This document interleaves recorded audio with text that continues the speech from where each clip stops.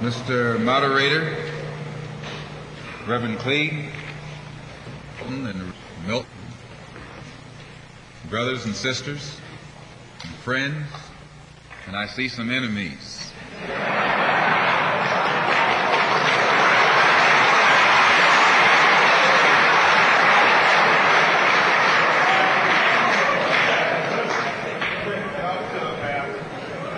In fact, I think we'd be fooling ourselves if we had an audience this large and didn't realize that there were some enemies present. This afternoon, we want to talk about the ballot or the bullet. The ballot or the bullet explains itself. But before we get into it, since this is the year of the ballot or the bullet, I would like to clarify some things that refer to me personally concerning my own personal position. I'm still a Muslim. That is, my religion is still Islam.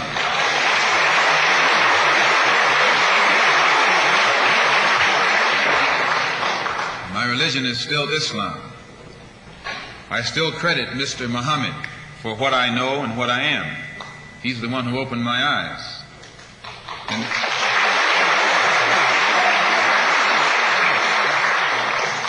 at present, I'm the minister of the newly founded Muslim Mosque Incorporated, which has its offices in the Teresa Hotel right in the heart of Harlem. That's the Black Belt in New York City. And when we realize that Adam Clayton Powell is a Christian minister, he has Abyssinia Baptist Church, but at the same time he's more famous for his political struggling. And Dr. King is a Christian minister from Atlanta, Georgia, but he's become more famous for being involved in the civil rights struggle. There's another in New York, Reverend Galamison. I don't know if you've heard of him out here. He's a Christian minister from Brooklyn, but has become famous for his fight against the segregated school system in Brooklyn. Reverend Cleave, right here, is a Christian minister here in Detroit. He's the head of the Freedom Now Party. All of these are Christian ministers.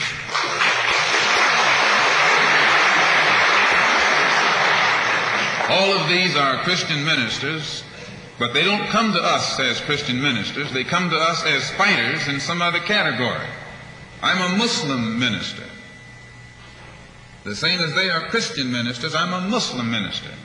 And I don't believe in fighting today in any one front, but on all fronts.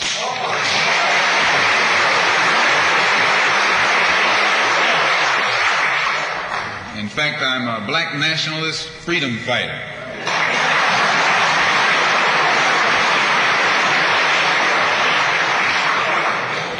Islam is my religion, but I believe my religion is my personal business.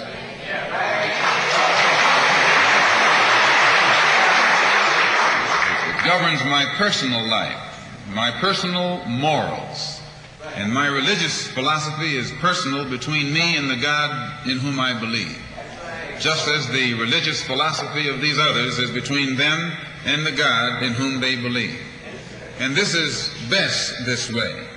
Were we to come out here discussing religion, we'd have too many differences from the outstart, and we could never get together.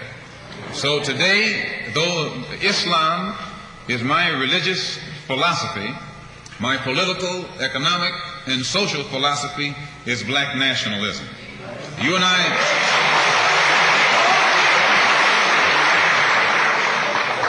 as I say, if we bring up religion, we'll have differences, we'll have arguments, we'll never be able to get together.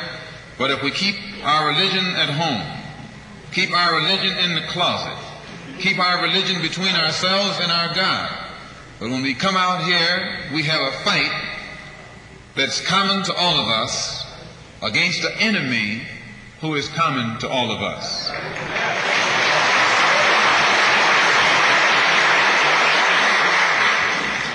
The political philosophy of black nationalism only means that the black man should control the politics and the politicians in his own community. The time when white people can come in our community and get us to vote for them so that they can be our political leaders and tell us what to do and what not to do is long gone.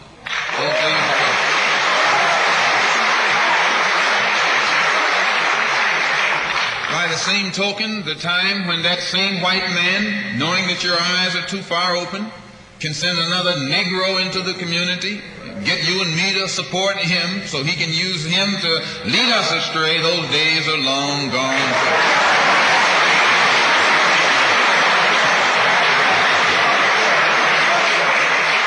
The political philosophy of black nationalism only means that if you and I are going to live in a black community, and that's where we're going to live, because as soon as you move into as soon as you move out of the black community into their community, it's mixed for a period of time, but they're gone, and you're right there all by yourself again.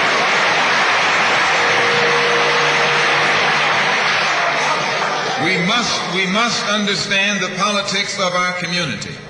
And we must know what politics is supposed to produce. We must know what part politics play in our lives. And until we become politically mature, we will always be misled, led astray, or deceived or maneuvered into supporting someone politically who doesn't have the good of our community at heart. So the political philosophy of black nationalism only means that we will have to carry on a political program of re-education, to open our people's eyes, make us become more politically conscious, politically mature. And then we will, whenever we get ready to cast our ballot, that ballot will be cast for a man of the community who has the good of the community at heart. And the economic philosophy of black nationalism only means that we should own and operate and control the economy of our community. You can't open up a black store in a white community. White man won't even patronize you. And he's not wrong. He got sense enough to look out for himself. And it's you who don't have sense enough to look out for yourself.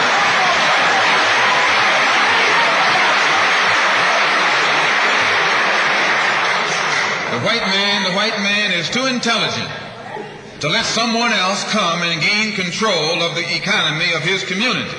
But you will let anybody come in and control the economy of your community, control the housing, control the education, control the jobs, control the businesses under the pretext that you want to integrate. No, you're out of your mind.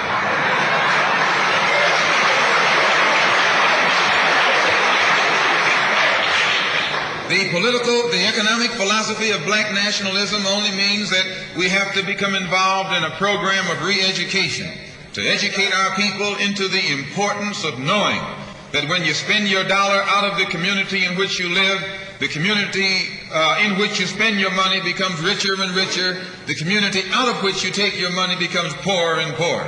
And because these Negroes who have been misled and misguided are breaking their necks to take their money and spend it with the man. The man is becoming richer and richer, and you're becoming poorer and poorer. And then what happens? The community in which you live becomes a slum.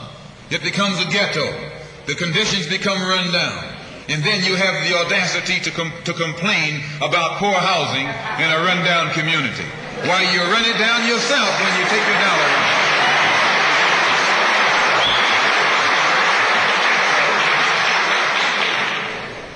And you and I are in a double trap, because not only do we lose by taking our money someplace else and spending it, when we try and spend it in our own community, we're trapped because we haven't had sense enough to set up stores and control the businesses of our community.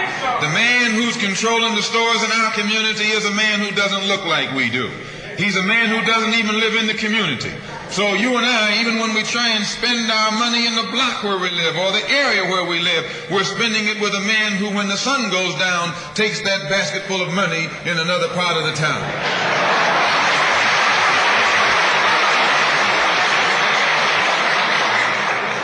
So we're trapped, double trapped, triple trapped. Anywhere we go, we find that we're trapped.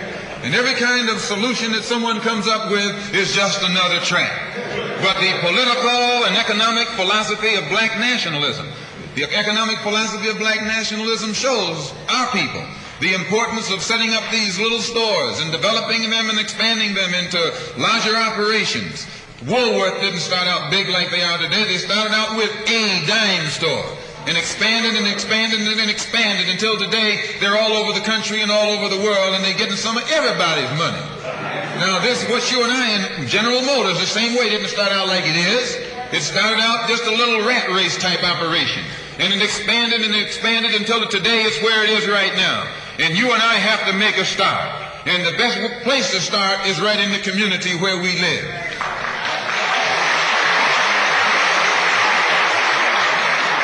So our people not only have to be re-educated to the importance of supporting black business, but the black man himself has to be made aware of the importance of going into business. And once you and I go into business, we own and operate at least the businesses in our community. What we will be doing is developing a situation wherein we will actually be able to create employment for the people in the community. And once you can create some employment in the community where you live, it will eliminate the necessity of you and me having to act ignorantly and disgracefully, boycotting and picketing some cracker someplace else, trying to beg him for a job.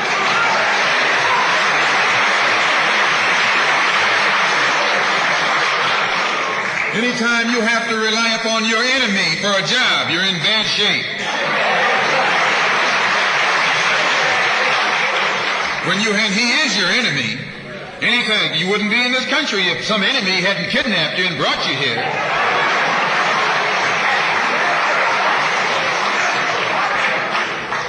On the other hand, some of you think you came here on the Mayflower.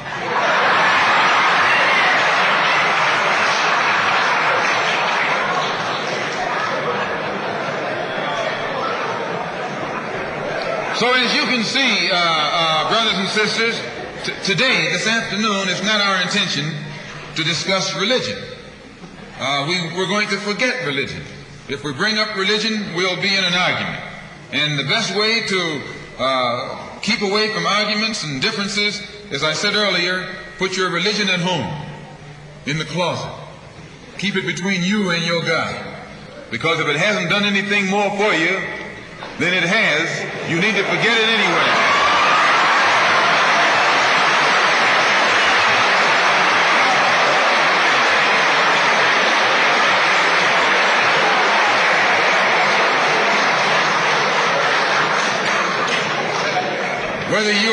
Whether you are a Christian or a Muslim or a nationalist, we all have the same problem. They don't hang you because you're a Baptist, they hang you because you're black.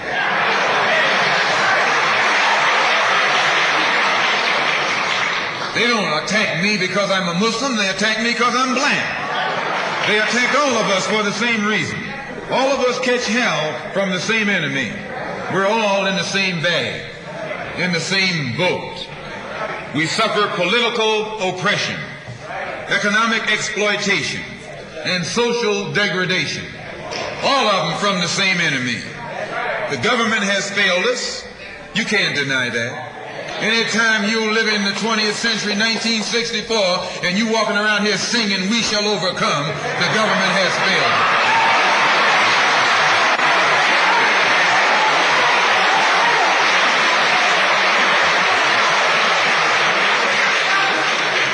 This is part of what's wrong with you. You do too much singing.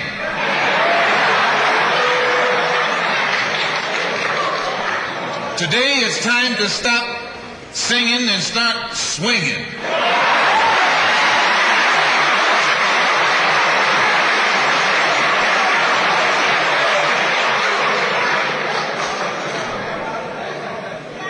You can't sing up on freedom, but you can swing up on some freedom.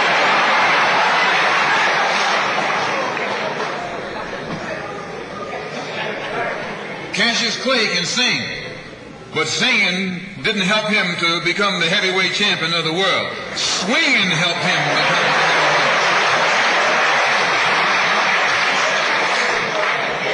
So this government has failed us.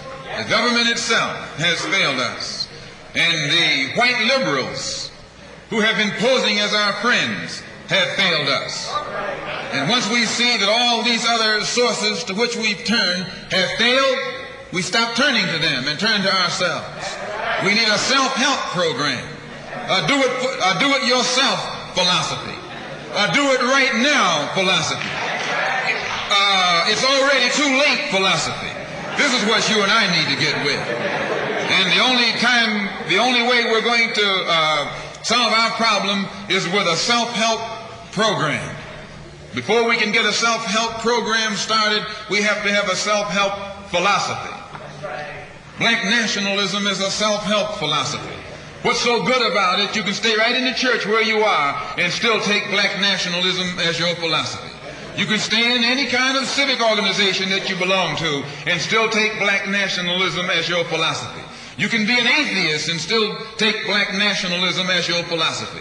This is a philosophy that eliminates the necessity for division and argument. Because if you're black, you should be thinking black. And if you're black and you're not thinking black at this late date, well, I'm sorry for you.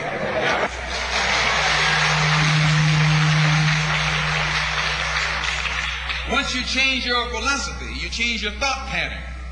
Once you change your thought pattern, you change your attitude. Once you change your attitude, it changes your behavior pattern. And then you go on into some action.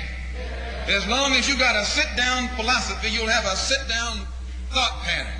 And as long as you think that old sit-down thought, you'll be in some kind of sit-down action. They'll have you sitting in everywhere. It's not so good to refer to what you're going to do as a sit-in. Then right there castrates you. Right there it brings you down. What goes with it? Think of the image of someone sitting. An old woman can sit. An old man can sit.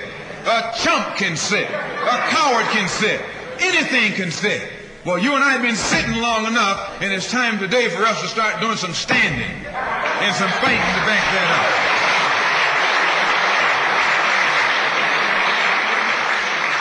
When we look at other parts of this earth upon which we live, we find that black, brown, red, and yellow people in Africa and Asia are getting their independence.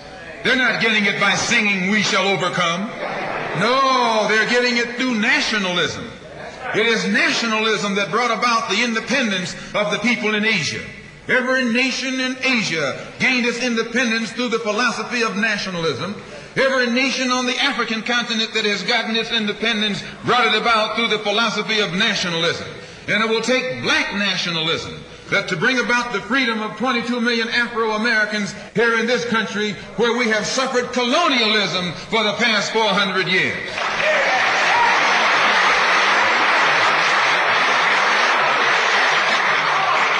America is just as much a colonial power as England ever was. America is just as much a colonial power as France ever was. In fact, America is more so a colonial power than they, because she's a hypocritical colonial power behind it.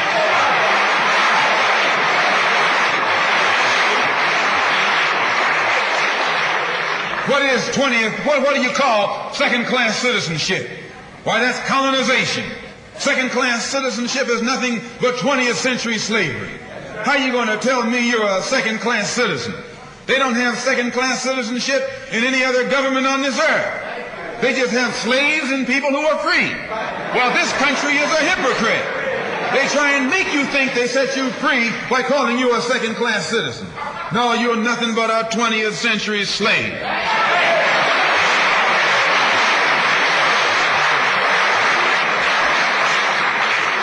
Just as it took nationalism to remove colonialism from Asia and Africa, it'll take black nationalism today to remove colonialism from the backs and the minds of 22 million Afro-Americans here in this country.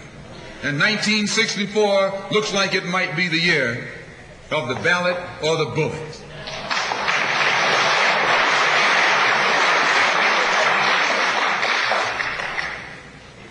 Why does it look like it might be the year of the ballot or the bullet? Because Negroes have listened to the trickery and the lies and the false promises of the white man now for too long. And they're fed up. They've become disenchanted. They've become disillusioned. They've become dissatisfied. And all of this has built up frustrations in the black community that makes the black community throughout America today more explosive than all of the atomic bombs the Russians can ever invent. Whenever you got a racial powder keg sitting in your lap, you're in more trouble than if you had an atomic powder keg sitting in your lap. When a racial powder keg goes off, it doesn't care who it knocks out the way. Understand this, it's dangerous. And in 1964, this seems to be the year. Because what can the white man use now to fool us? After he put down that march on Washington, and you see all through that now, he tricked you, had you marching down to Washington. Yes, had you marching back and forth between the feet of a dead man named Lincoln and another dead man named George Washington, singing "We Shall Overcome."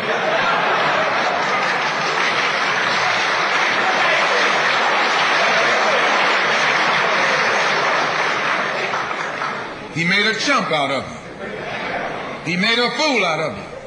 He made you think you were going somewhere, and you end up going nowhere but between Lincoln and Washington. So today our people are disillusioned. They've become disenchanted. They've become dissatisfied. And in their frustrations, they want action. And in 1964, you see this young black man, this new generation, asking for the vote, ballot or the vote. That old Uncle Tom action is outdated. The young generation don't want to hear anything about the odds are against us. What do we care about odds?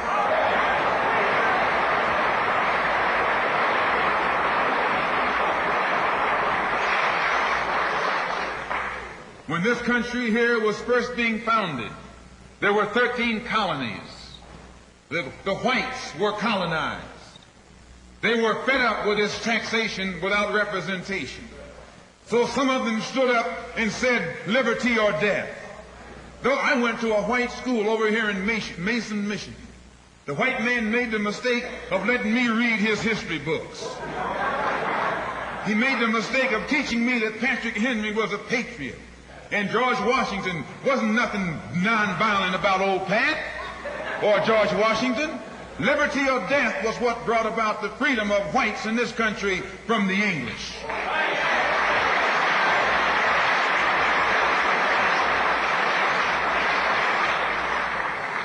They didn't care about the odds. Why, they faced the wrath of the entire British Empire. And in those days, they used to say that the British Empire was so vast and so powerful when the sun would never set on it. This is how big it was. Yet these 13 little scrawny states, tired of taxation without representation, tired of being exploited and oppressed and degraded, told that big British Empire, liberty or death. And here you have 22 million Afro-American black people today catching more hell than Patrick Henry ever saw.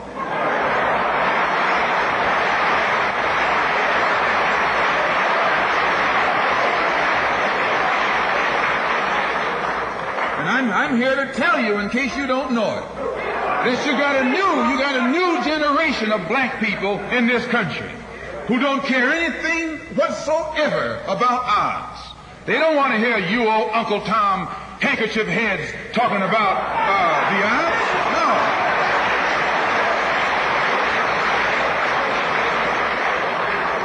This is a new generation. If they're going to draft these young black men and send them over to Korea or South Vietnam to face 800 million Chinese,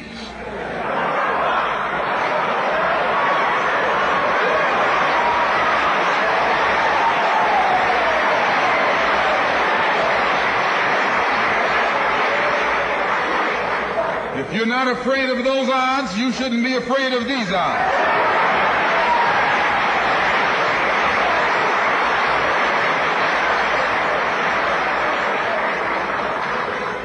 Why does this loom to be such an explosive political year? Because this is the year of politics. This is the year when all of the white politicians are going to come into the Negro community. You never see them until election time. You can't find them until election time. They're going to come in with false promises. And as they make these false promises, they're going to feed our frustrations. and this will only serve to make matters worse. I'm no politician. I'm not even a student of politics. I'm not a Republican, nor a Democrat, nor an American, and got sense enough to know it.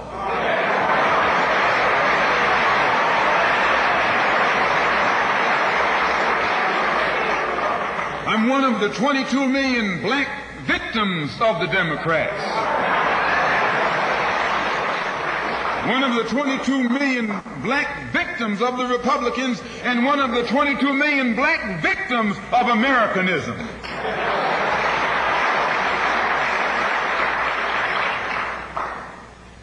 And when I speak, I don't speak as a Democrat or a Republican, nor an American. I speak as a victim of America's so-called democracy. You and I have never seen democracy. All we've seen is hypocrisy.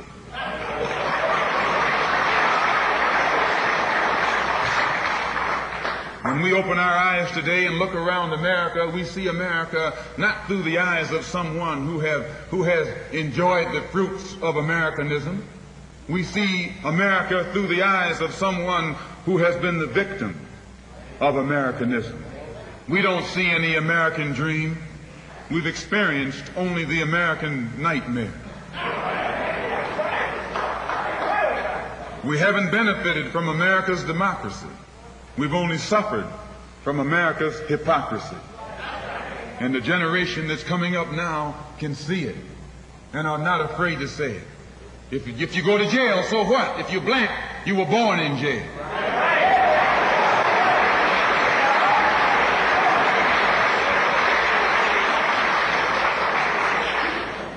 If you black, you were born in jail. In the North as well as the South. Stop talking about the South.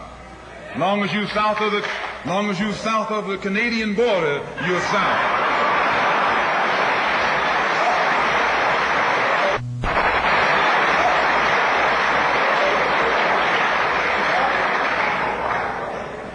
Don't call Governor Wallace a Dixie governor. Romney is a Dixie governor.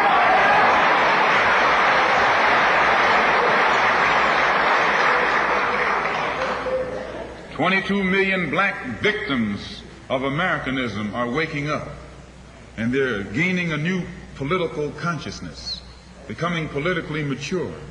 And as they develop this political maturity, they're able to see the recent trends in these political elections. They see that the whites are so evenly divided that every time they vote, the race is so close they have to go back and count the votes all over again.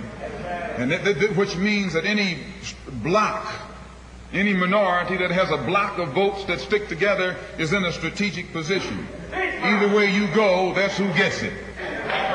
You're in a position to determine who go to the White House and who stay in the doghouse. You're the one who has that power. You can keep Johnson in Washington, D.C., or you can send him back to his Texas cotton patch.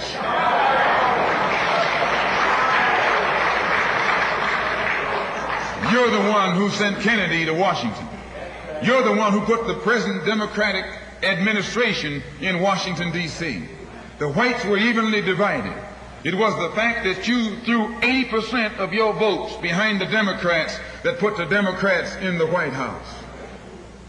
When you see this, you can see that the Negro vote is the key factor. And despite the fact that you are in a position to be the determining factor, what do you get out of it? The Democrats have been in Washington, D.C. only because of the Negro vote. They've been down there 4 years. And all other legislation they wanted to bring up, they've brought it up and gotten it out of the way, and now they bring up you. And now they bring up you. You put them first and they put you last. Because you're a chump.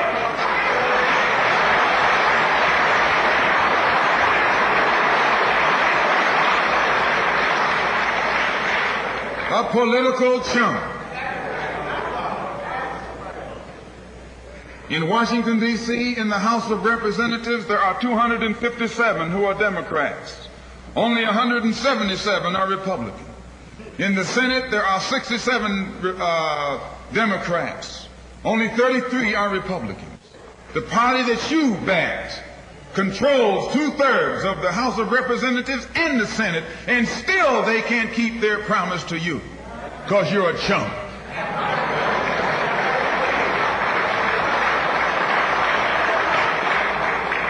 Anytime you throw your weight behind a political party that controls 2/3 of the government, and that party can't keep the promise that it made to you during election time, and you're dumb enough to walk around continuing to identify yourself with that party, you're not only a chump, but you're a traitor to your race.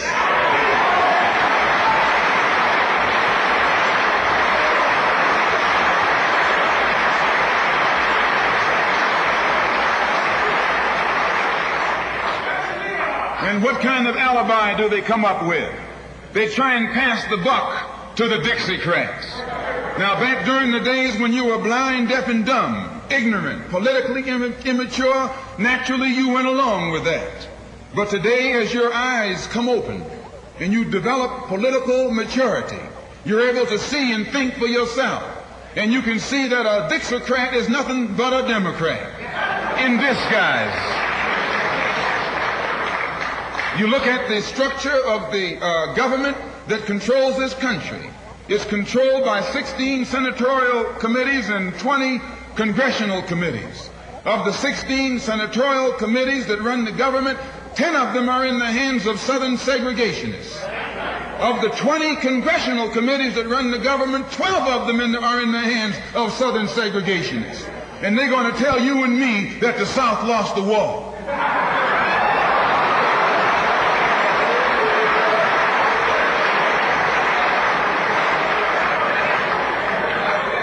You today are in the hands of a government of segregationists, racists, white supremacists, who belong to the Democratic Party but disguise themselves as Dixiecrats.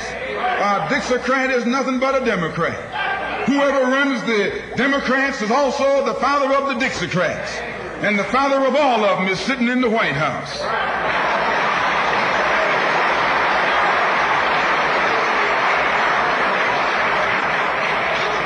I say, and I say it again, you got a president who's nothing but a Southern segregationist.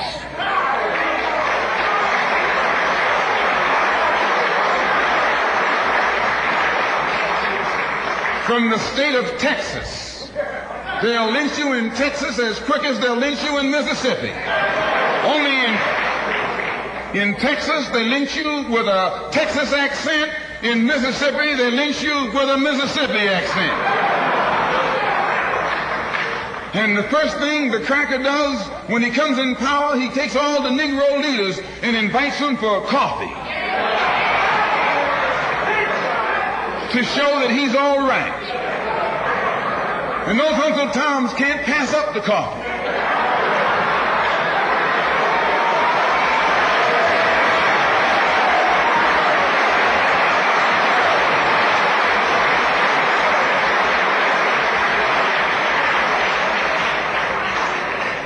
They come away from the coffee table telling you and me that this man is all right because he's from the South. And since he's from the South, he can deal with the South. And well, look at the logic that they're using. What about Eastland? He's from the South. Make him the president. If Johnson is a good man because he's from Texas, and being from Texas will enable him to deal with the South, Eastland can deal with the South better than Johnson.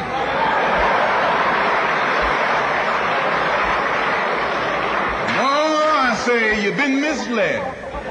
You've been had. You've been took.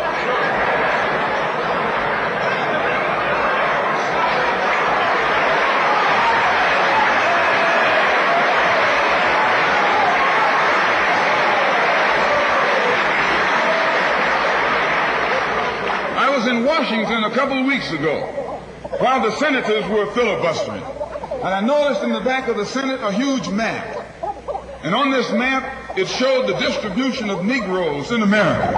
And surprisingly, the same senators that were involved in the filibuster were from the states where there were the most Negroes.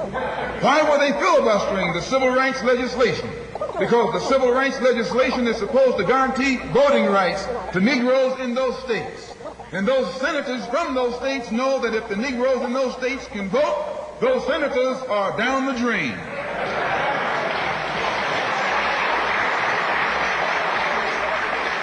The representatives of those states go down the drain.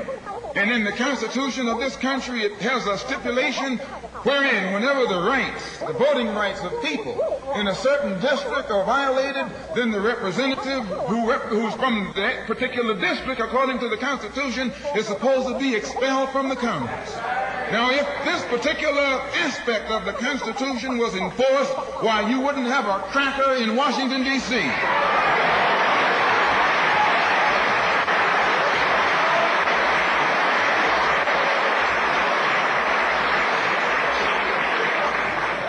But what would happen when you expel the Dixiecrat? You're expelling the Democrat. When you destroy the power of the Dixiecrat, you're destroying the power of the Democratic Party. So how in the world can the Democratic Party in the South actually side with you in sincerity when all of its power is based in the South? These Northern Democrats are in cahoots with the Southern Democrats.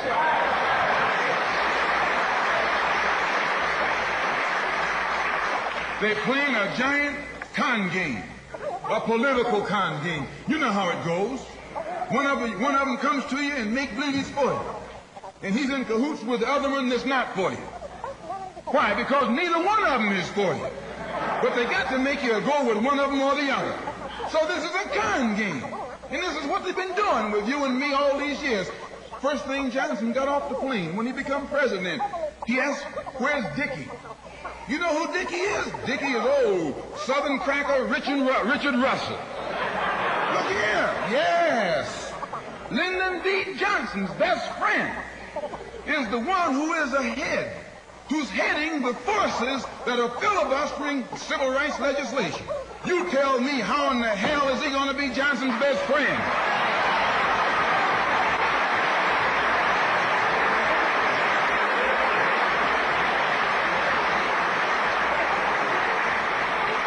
How can Johnson be his friend and your friend too? No, that man is too tricky, especially if his friend is still old Dickie.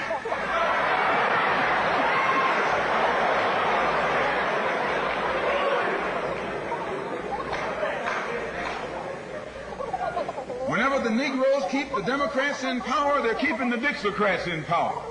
This is true. A vote for a Democrat is nothing but a vote for a Dixiecrat. I know you don't like me saying that, but I'm not the kind of person who come here to say what you like.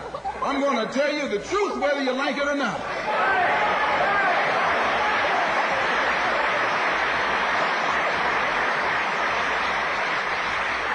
Up here in the North, you have the same thing. The Democratic Party don't do it. They don't do it that way. They got a thing that they call gerrymandering. They maneuver you out of power. Even though you can vote, they fix it so you're voting for nobody. They got you going and coming. In the South, they're outright political wolves. In the North, they're political foxes. A fox and a wolf are both canine. Both belong to the dog family.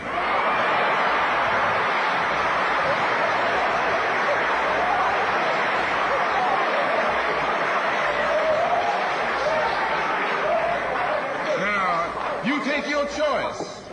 You're going to choose a northern dog or a southern dog. Because either dog you choose, I guarantee you, you'll still be in the doghouse. This is why I say it's the ballot or the bullet. It's liberty or it's death. It's freedom for everybody or freedom for nobody.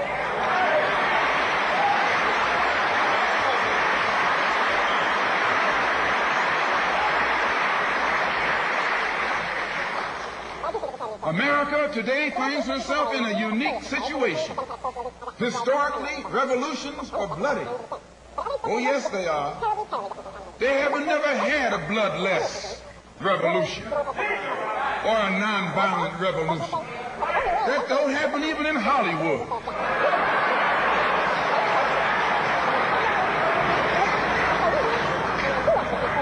You don't have a revolution in which you love your enemy. And you don't have a revolution in which you are begging the system of exploitation to integrate you into it.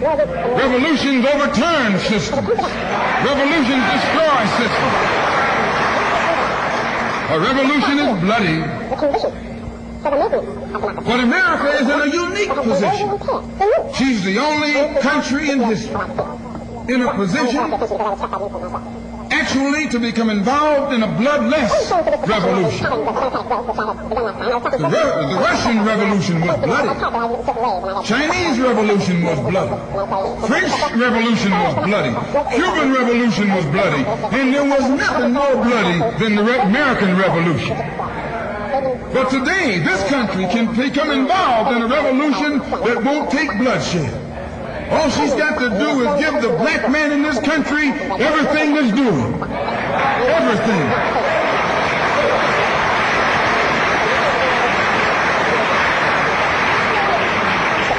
I hope that the white man can see this. Because if you don't see it, you're finished. If you don't see it, you're going to become involved in some action in which you don't have a chance. We don't care anything about your atomic bomb. It's useless. Because other countries have atomic bombs. When 2 or 3 different countries have atomic bombs, nobody can use it. So it means that the white man today is without a weapon. If you want some action, you got to come on down to earth. And there's more black people on earth than there are white people on earth.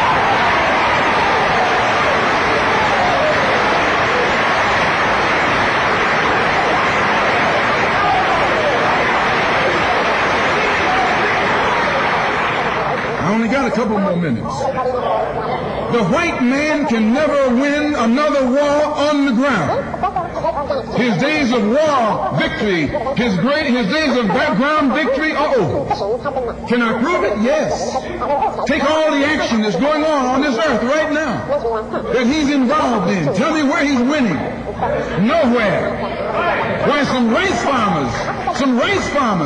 eaters ran him out of Korea. Yes, they ran him out of Korea.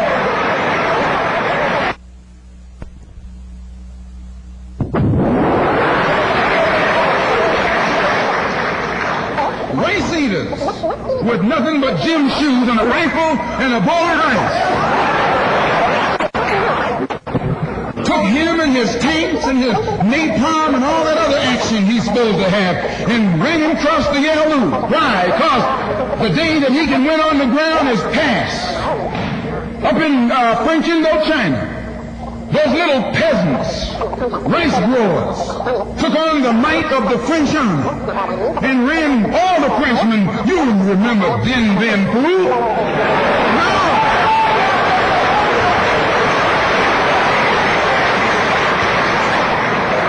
The same thing happened in Algeria, in Africa. They didn't have anything but a rifle. The French had all these highly mechanized instruments of warfare, but they put some guerrilla action on them. And a white man can't fight a guerrilla warfare. Guerrilla action takes heart, takes nerve, and he doesn't have that.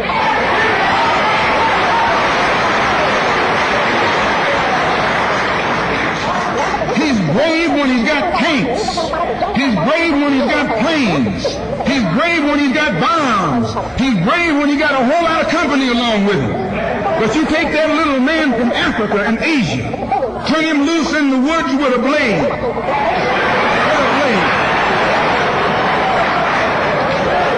That's all he needs. All he needs is a blade.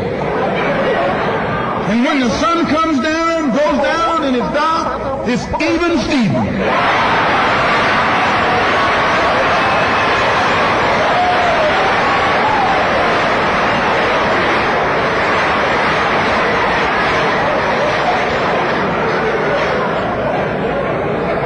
So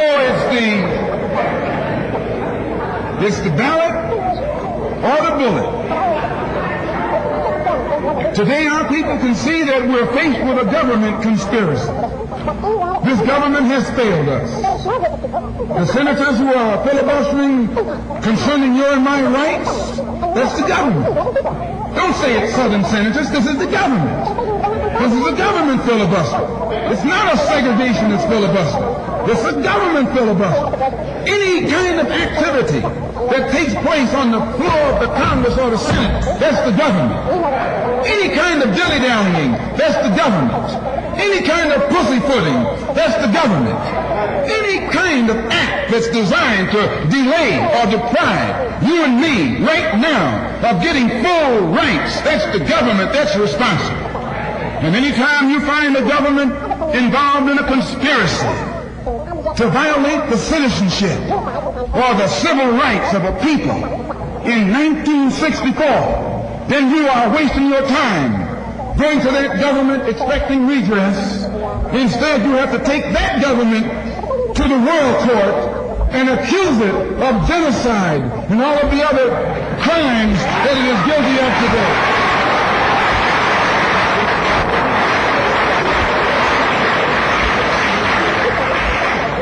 So those of us whose political and economic and social philosophy is black nationalism have become involved in the civil rights struggle. We have injected ourselves into the civil rights struggle, and we intend to expand it from the level of civil rights to the level of human rights. As long as you fight it on the level of civil rights, you're under Uncle Sam's jurisdiction. You're going to his court expecting him to correct the problem. He created the problem. He's the criminal. You don't take your case to the criminal, you take your criminal to court.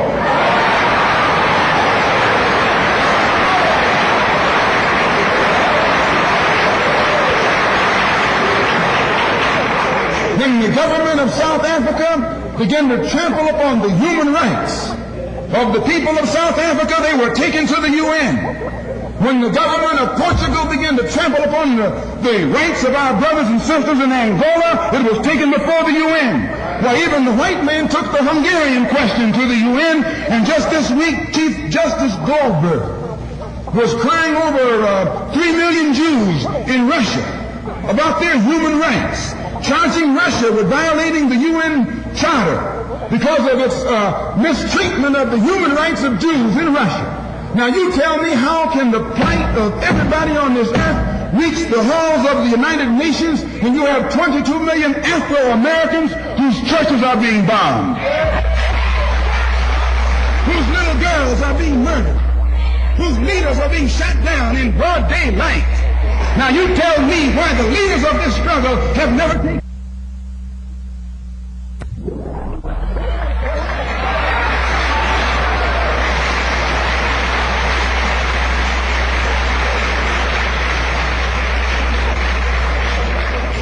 So our next move is to take the entire civil rights struggle problem into the United Nations and let the world see that Uncle Sam is guilty of violating the human rights of 22 million Afro-Americans right down to the year 1964, and still has the audacity or the nerve to stand up and represent himself as the leader of the free world.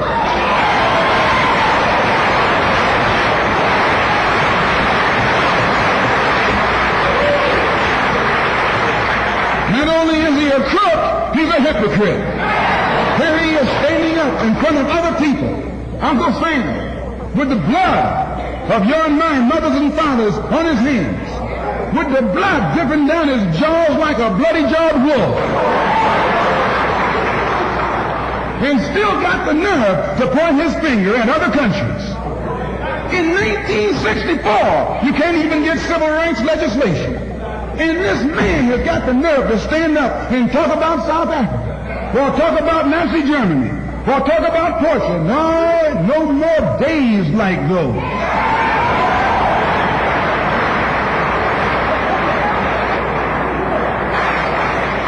So I say in my conclusion, the only way we're going to solve it, we got to unite. We got to work together in unity and harmony. And black nationalism is the key. How are we going to overcome the tendency to be at each other's throats that always exists in our neighborhood? And the reason this tendency exists, the strategy of the white man has always been divide and conquer. He keeps us divided in order to conquer us. He tells you, I'm for separation and you for integration, and keep us fighting with each other. No, I'm not for separation and you're not for integration. What you and I are for is freedom.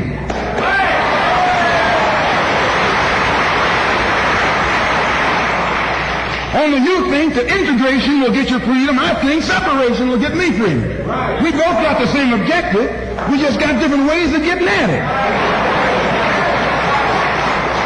So I studied this man, Billy Graham, who preaches white nationalism. That's what he preaches.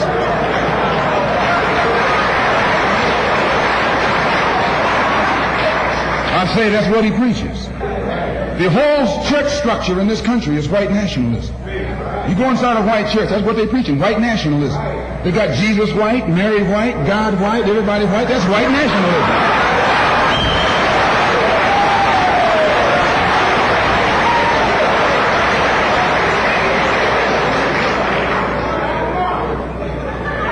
So what he does,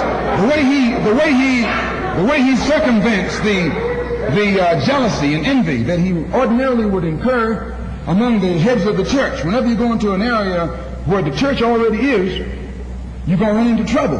Because they got that thing, what you call it, syndicated. They got a syndicate just like the racketeers have. I'm going to say what's on my mind because the preachers already proved to you that they got a syndicate.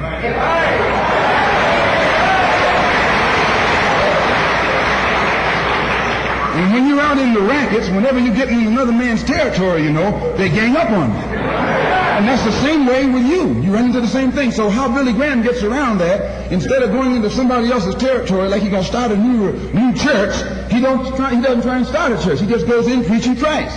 And he says, everybody who believes in him, you go wherever you find him. So this helps all the churches, and so since it helps all the churches, they don't fight him. Well, we're going to do the same thing, only our gospel is black nationalism.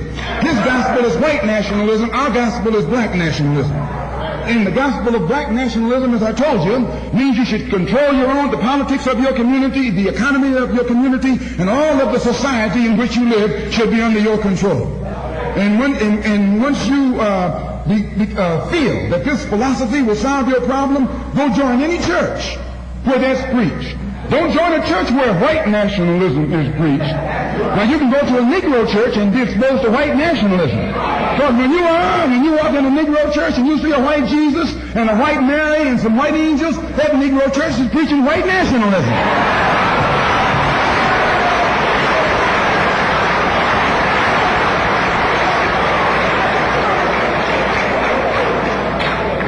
When you go to a church and you see the pastor of that church with a philosophy and a program that's designed to bring black people together and elevate black people, join that church. Join that church. If you see where the NAACP is preaching and practicing that which is designed to make black nationalism materialize, join NAACP. Join any kind of organization, civic, religious, fraternal, political, or otherwise, that's based on lifting the black man up and making him master of his own community.